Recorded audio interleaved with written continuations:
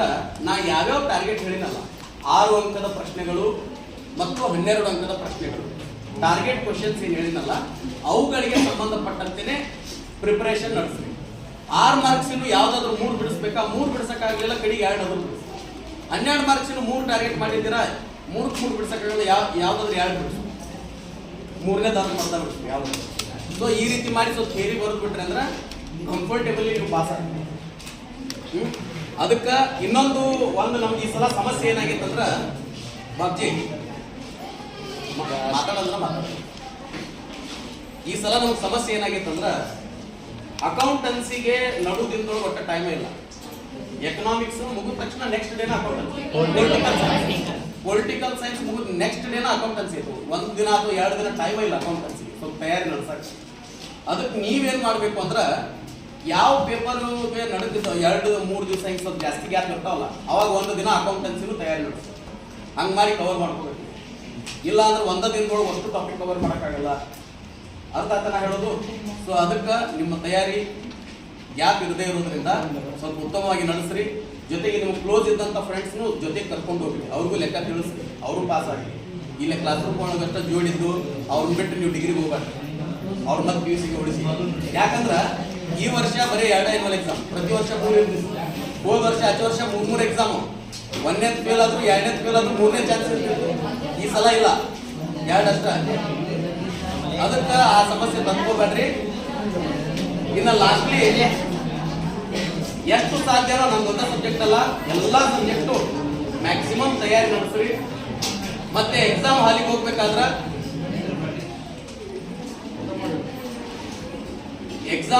ಹೋಗ್ಬೇಕಾದ್ರೆ ಕಾನ್ಫಿಡೆಂಟ್ಲಿ ಹೋಗ್ರಿ. ಮತ್ತೆ ನಿಮ್ದು ಎಕ್ಸಾಮ್ ಸೆಂಟರ್ ಇಲ್ಲಿ ಗೌರ್ಮೆಂಟ್ ಕಾಲೇಜ್ ಇರೋದ್ರಿಂದ ಏನೋ ನಾಷ್ಟ ಗಿಷ್ಟ ಮಾಡ್ಲಾರ್ದ ಎಕ್ಸಾಮ್ಗೆ ಹೋಗ್ಬೇಡ್ರಿ. ಮತ್ತೆ ಊಟ ನಿದ್ರೆ ಮರಿಬೇಡ್ರಿ. ಸರಿಯಾಗಿ ಟೈಮ್ ಟು ಟೈಮ್ ಊಟನೂ ಮಾಡ್ರಿ, ನಾಷ್ಟಾನು ಮಾಡ್ರಿ, ಅಭ್ಯಾಸನೂ ಮಾಡ್ರಿ. ಸ್ವಲ್ಪ ಸೋಷಿಯಲ್ ಮೀಡಿಯಾ ಅವಾಯ್ಡ್ ಮಾಡ್ರಿ ಟೈಮ್ ಎಕ್ಸಾಮ್ ಟೈಮ್ ಒಳಗೆ. I wish all the best for your second year examination. ಒಳ್ಳೆ ರಿಸಲ್ಟ್ ತೊಗೊಂಬರ್ರಿ, ಕಾಲೇಜಿಗೆ ತೊಗೊಂಬರ್ರಿ. ಮತ್ತೆ ಇನ್ನೊಂದು ಲಾಸ್ಟ್ ಪಾಯಿಂಟ್ ಹೇಳ್ಬಿಡ್ತೀನಿ. ನನ್ನ ಒಂದು ಆಡ್ ಮಾಡಲ್ಲ ನಾ 2016 ಒಳಗೆ 15-16 ನಾನು ಟೀಚಿಂಗ್ ಫೀಲ್ಡಿಗೆ ಇಳಿದಿದ್ದೆ. ಆಲ್ಮೋಸ್ಟ್ 10 ಇಯರ್ಸ್ ನಾ ಈ ಟೀಚಿಂಗ್ ಫೀಲ್ಡಿಗೆ ಇಳಿದು ಅಷ್ಟು ಬ್ಯಾಚ್ ಒಳಗೆ ನಾನು ಯಾವ ಬ್ಯಾಚ್ ಮ್ಯಾಗು ಯಾರು ಒಟ್ಟ ಕೈ ಮಾಡಿದ್ದಿಲ್ಲ. ಈ ಬ್ಯಾಚ್ ಮ್ಯಾಗ ಭಾಳ ಕೈ ಮಾಡಿದ್ದೆ, ಭಾಳ ಬಡಿದ್ದೆ.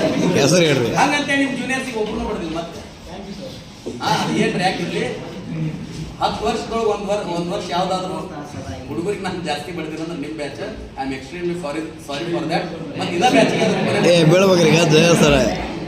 ನೆಕ್ಸ್ಟ್ ಬ್ಯಾಚಿಗೆ ಅದನ್ನ ನಾವು ಮುಂದುವರ್ಸೋದಿಲ್ಲ, ಅದು ಒಳ್ಳೇದು ಅಲ್ಲ. ಬಟ್ ಏನೋ ನೀವು ಆ ಥರ ನಮ್ಗೆ ಸೆಟ್ ತರಿಸ್ತಿದ್ರಿ. ಇನ್ನೊಂದು, ಈಗ ಯಾರ ಮ್ಯಾಗ ನಾನು ಇದು ಮಾಡಿರ್ತೀನಲ್ಲ, ನಿಮ್ಮ ಮೇಲೆ ನಮಗೆ ಯಾವುದೇ ವೈಯಕ್ತಿಕ ದ್ವೇಷ ಇರೋದಿಲ್ಲ. ಯಾರ ಮ್ಯಾಗ ಗರ್ಲ್ಸಿಗೂ ಬೈದೀನಿ, ನಾನು ಜಗ್ ಬೈದೀನಿ, ನಿಮಗೂ ಬೈದೀನಿ. ಹಂಗಂತೇಳಿ we don't have any personal animosity. ನಿಮ್ಮ ಮೇಲೆ ಯಾವುದೇ ವೈರತ್ವ ದ್ವೇಷ ಇರೋದಿಲ್ಲ. ಜಸ್ಟ್ ಇದು ಕ್ಲಾಸ್ ರೂಮ್ ಪರ್ಪಸ್ಸು. ಅದು ನನ್ನ ಸ್ಟೈಲ್ ಆಫ್ ಟೀಚಿಂಗ್. ಬೈಯೋದು, ಬೆದರಿಸೋದು, ಬಡಿಯೋದು ಮತ್ತು ಪಾಠ ಹೇಳೋದು ನನ್ನ ಜವಾಬ್ದಾರಿ ನಾನು ಸಮರ್ಥವಾಗಿ ನಿಭಾಯಿಸಿದ್ದೀನಿ. ಈಗ ನಿಮಗೆ ನಾನು ಒಂದು ಪ್ರಶ್ನೆ ಕೇಳ್ತೀನಿ. ನನ್ನ ಒಂದು ಈ ವರ್ಷದೊಳಗೆ ನಾನು ವರ್ಷದುದ್ದಕ್ಕೂ ಪಾಠ ಮಾಡಿನಲ್ಲ, ನಿಮಗೆ ತೃಪ್ತಿ ತಂದೈತೋ ಇಲ್ಲೋ? ಕೆಲವು ಜನರಿಗೆ ನಾ ಸಿಲೆಬಸ್ ಕಂಪ್ಲೀಟ್ ಮಾಡ್ತೀನೋ ಇಲ್ಲೋ ಅಂತ ಹೇಳಿ ಡೌಟ್ ಇರ್ತದೆ. ನಾ ಪ್ರತಿ ವರ್ಷವೂ ಇದು ಮಾಡೇ ಮಾಡ್ತೀನಿ. ಓಕೆ, ಅಂದ್ರೆ ಒಮ್ಮೆ ಏನಾಗಿರುತ್ತೆ, ಇವು NSS ಕ್ಯಾಂಪು, ದಸರಾ ರಜೆ, ದೀಪಾವಳಿ ರಜೆ, ಎನ್ಯುವಲ್ ಡೇಸು ಮತ್ತು ಟೂರು, ಹಿಂಗೆ ನಮ್ಮ ಕೆಲವೊಂದಿಷ್ಟು ಇಂಪಾರ್ಟೆಂಟ್ ದಿವಸಗಳನ್ನು ನಾವು ತಿಂದು ಬಿಡ್ತಾವೆ. ಮತ್ತೆ ನಮ್ದು ಕೆಲವು ವೈಯಕ್ತಿಕ ಕಾರಣಕ್ಕೆ ನಾವು ಒಮ್ಮೆ ರಜೆ ಮಾಡಿರ್ತೀವಿ. ಅಂತ ಟೈಮ್ ಒಳಗೆ ನಮ್ಮ ಸಿಲೆಬಸ್ ಸ್ವಲ್ಪ ಹಿಂದೆ ಉಳ್ಕೊಂಡಿರ್ತೀವಿ. ಅದಕ್ಕೆ ನಾವು ಅದನ್ನ ಎಕ್ಸ್ಟ್ರಾ ಕ್ಲಾಸ್ ಹಾಕಿ ಏನೇನೋ ಮಾಡಿ ಒಟ್ಟು ಸಿಲೆಬಸ್ ಮುಗಿಸಿದೀವಿ, ಮ್ಯಾಕ್ಸಿಮಮ್ ಬಿಡಿಸಿದೀವಿ. ಇದಕ್ಕೆ ಒಂದು ಪ್ರತಿಫಲ ಏನಪ್ಪಾ ಅಂದ್ರೆ ಎಲ್ಲರೂ ಪಾಸ್ ಅಷ್ಟೇ. ನೀವು ಏನಾದರೂ ಒಂದು ಗಿಫ್ಟ್ ಕೊಡಬೇಕು ಅಂದ್ರೆ ಎಲ್ಲರೂ ಪಾಸ್ ಆಗಿ ಅಷ್ಟೇ. ಅದ ಒಂದು ದೊಡ್ಡ ಖುಷಿ. ಒನ್ಸ್ ಅಗೇನ್ ಇನ್ನೊಂದು ನಮ್ಗೆ ಖುಷಿ ಏನೈತಂದ್ರೆ ಈ ಬ್ಯಾಚ್ ಒಳಗೆ ಮಿನಿಮಮ್ ಒಂದು 10 ಜನ ಡಿಸ್ಟಿಂಕ್ಷನ್ ಮಾಡ್ತೀರಿ ಅಂತ ನಮ್ಗೆ ಹೋಪ್ಸಿ. Minimum students will get distinction. Pass with distinction, ಬರೀ ಪಾಸ್ ಆಗೋದಲ್ಲ, ಮಿನಿಮಮ್ 10 ಜನ ಆಗ್ತೀವಿ. ನಾವು ಹಂಗ ಒಂದು ಲೆಕ್ಕಾಚಾರದಾಗ ಹೆಸರು ರೀ ಇನ್ನೂ ಹೆಚ್ಚಾಗುತ್ತೆ ಹೆಸರು ಹೇಳಲ್ಲ ಡಿಸ್ಟಿಂಕ್ಷನ್ ಅಂದ್ರೆ ಶಮೀಲ್ ಮುಲ್ಲಾ ಮಾಡೇ ಮಾಡ್ತೀವಿ ಅದಕ್ಕೆ ಹಂಗಂತೇಳಿ ವೈಯಕ್ತಿಕ ಭಾಳ ಕಾಂಪಿಟೇಷನ್ ಮಾಡ್ಕೋಬೇಡ ನಿಮ್ಮ ಸಾಮರ್ಥ್ಯ ಪ್ರದರ್ಶನ ಮಾಡಿ ಅಷ್ಟೇ ಬೇರೆದ್ರೆ ಹೆಂಗ ಬೆಸ್ಟ್ ಮಾಡ್ತಾರೆ ಅವ್ರು ನಿಮ್ಮ ಸಾಮರ್ಥ್ಯ ಟೈಮ್ ವೇಸ್ಟ್ ಮಾಡಬೇಡ್ರಿ once again I wish you all the best for your examination. Thank you, sir.